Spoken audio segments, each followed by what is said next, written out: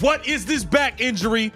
What's going on? Angel Reese is the most blocked player in the WNBA. Angel Reese thought her big return would be a celebration. After weeks away from the game, she walked into Wintrust Arena expecting cheers, packed seats, and a queen's welcome. But instead of glory, she was met with empty chairs, silence, and fans who had already moved on. What was supposed to be her comeback moment turned into one of the most humiliating nights of her career, broadcast live for everyone to see. The question is, how did the self-proclaimed face of the league go from hyped superstar to a player fans refuse to support? Wintrust Arena holds about 9,500 seats. For weeks, the hype machine promised Angel Reese's return would be the moment that filled every single one of them. Headlines teased a sellout.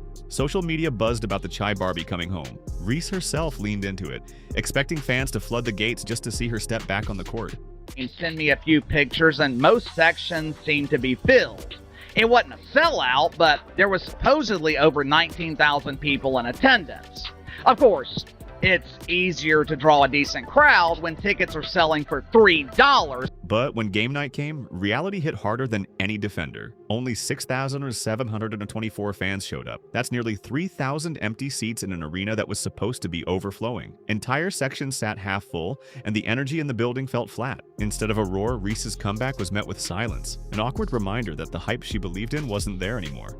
For a player who once boasted about being the reason fans bought tickets, nothing could be more humiliating. And if the attendance numbers weren't already a blow to her image, the reactions online made it even worse. Fans didn't just shrug. They openly mocked the gap between her words and the reality. But the humiliation didn't stop there, because the same fans who refused to fill those seats had their reasons, and it all traced back to Angel Reese's own behavior. You made so many people that squeezed in, just a mere 3,000 people short. Not long ago, Angel Reese was credited with bringing massive crowds into WNBA arenas. The headlines praised her for selling out games, and she embraced that spotlight, claiming that she was carrying the league on her back. But when the details came out, the truth didn't look nearly as glamorous. Those so-called sellouts weren't the result of unstoppable star power. They were fueled by bargain basement ticket prices. In some cases, seats were going for as little as $3. Of course, the stands looked full. At that price, families, casual fans, and curious locals could pack the building without hesitation. But it wasn't proof that Angel Reese alone was moving the needle. Still, she refused to acknowledge it. Instead, she doubled down on the narrative, insisting that she was the reason the Chicago Sky were thriving, the reason the WNBA was surviving. That arrogance might have worked for a while, but fans aren't blind. Only 6,724 fans showed up to the Wintrust Arena.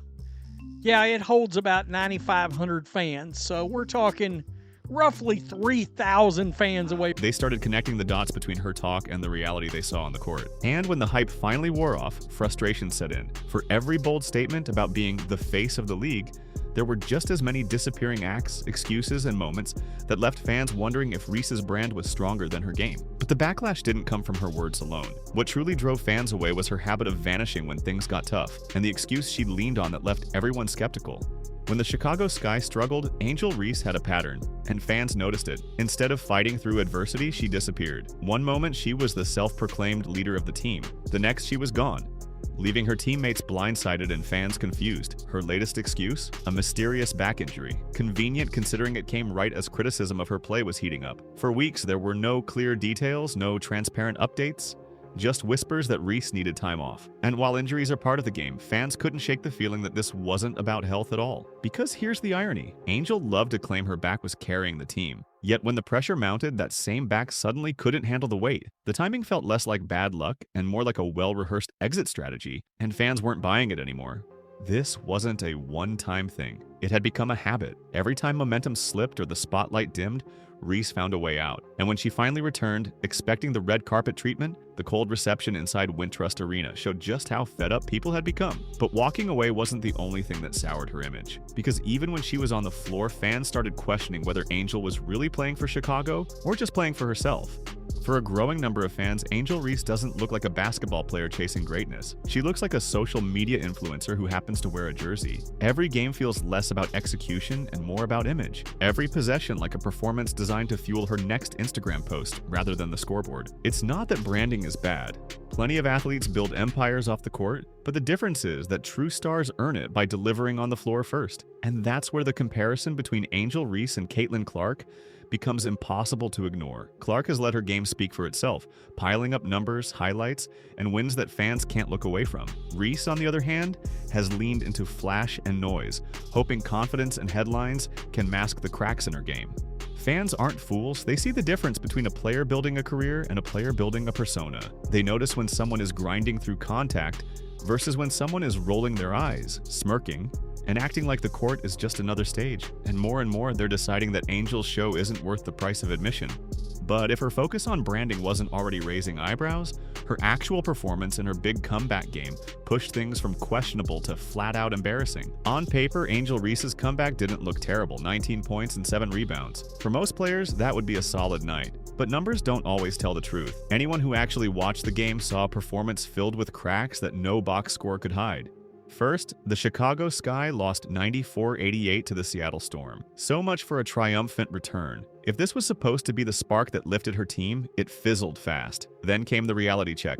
Reese is still the most blocked player in the entire WNBA. Defenders have figured her out, and instead of adapting, she keeps running into the same wall, again and again. Even her highlights came with asterisks. Yes, she shot 69% from the floor, but most of those points came on easy putbacks around the rim. And the misses? They were glaring. Layups clanked off the glass, rebounds slipped through her hands, and every mistake drew groans from fans already questioning if she was worth the hype.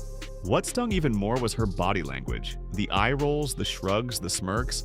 It all painted the picture of someone convinced she was already a superstar while playing, like someone still trying to figure it out. Instead of silencing the critics, her comeback only gave them more fuel, and the disappointment didn't stop with her own play, because Angel Reese's return didn't just fall short individually, it dragged down the people around her too.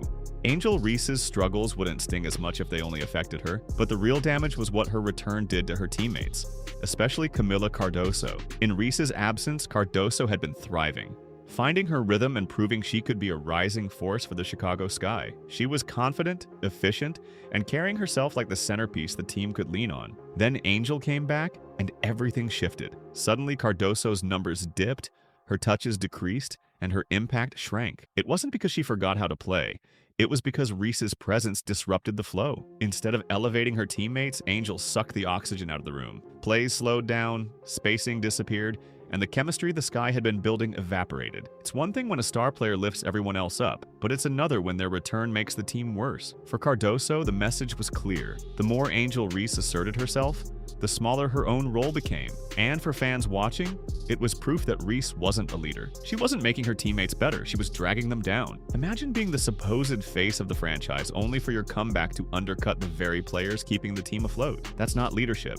That's sabotage with a smile. And if her presence on the court was already damaging enough, her ambitions off the court revealed an even bigger disconnect between hype and reality. As if the empty seats and shaky comeback weren't embarrassing enough, Angel Reese added another storyline that had fans shaking their heads. During her time away, she hinted at launching her own signature shoe line, comparing her vision to Michael Jordan's legendary Air Jordans. The idea wasn't just to release sneakers, but to create a cultural phenomenon that people would wear everywhere, just like Jordans. The problem? Jordan became a global icon because of what he did on the court. His shoes symbolized dominance, greatness, and championships. Angel Reese, meanwhile, can't even fill a 9,500-seat arena for her big return. The contrast was almost comical. Instead of being seen as the next Jumpman, fans mocked her as someone closer to selling discount sandals than redefining sneaker culture.